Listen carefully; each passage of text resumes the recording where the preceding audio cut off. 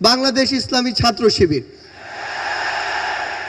আমরা আমাদের জায়গা থেকে স্পষ্ট একটি জিনিস বলতে চাই যে কেউ কোনোদিন কোনো সত্যকে চাপিয়ে রাখতে পারে না। সত্য প্রকাশিত হওয়ার সময়ের শুধু অপেক্ষা। এই অভ্যুত্থানের রাজপথে থাকা, পরামর্শ দেওয়া, গুরুত্বপূর্ণ পদক্ষেপে সহযোদ্ধার মতো ভূমিকায় থাকার কাজগুলো করেছিল বাংলাদেশ ইসলামী ছাত্র শিবির। আমরা আমাদের জায়গা থেকে স্পষ্ট একটি জিনিস বলতে চাই যে কেউ কোনোদিন কোনো সত্যকে চাপিয়ে রাখতে পারে না।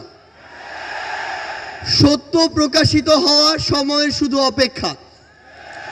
এই ফ্যাসিস্ট বিরোধী যে এক বিপ্লব, এই বিপ্লবে আমার সামনে উপস্থিত থাকা আমার সহযোদ্ধাদের বিপ্লবী সালাম। বিগত 16 বছরে খুনি শেখ হাসিনা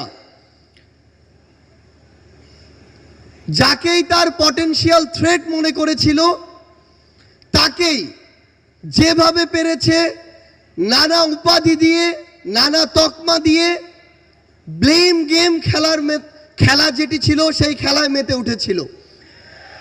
আমরা দেখেছি অনেক নিরপরাধ মানুষকে, অনেক নিরপরাধ আলেম ওলামাকে কিভাবে শুধুমাত্র তার পটেনশিয়াল থ্রেট মনে করার কারণে জেলখানা থেকে শুরু করে হামলা মামলা নির্যাতনের মাধ্যমে হত্যা করেছে।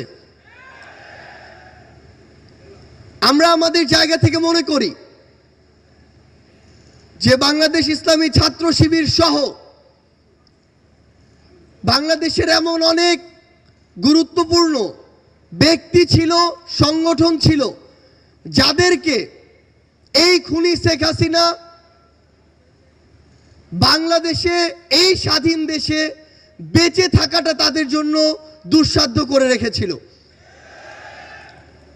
আমরা আমাদের জায়গা থেকে শুধু আপনাদেরকে একটি কথাই বলতে চাই, খুনি শেখ হাসিনা যেভাবে আপনাদেরকে সহ অনেককেই রিপ্রেজেন্ট করার চেষ্টা করেছিল, বাংলাদেশের বর্তমান প্রজন্ম সেটিকে কিন্তু বিশ্বাস করে না। বর্তমান প্রজন্ম ততটুকু বিবেকবোধ সম্পন্ন বলেই এই ফ্যাসিস্ট খুনিকে এই দেশ থেকে বিতাড়িত করেছে এবং তার দেয়া প্রেসক্রিপশন আগামীর প্রজন্ম হজম করে না বলেই তাকে এই দেশ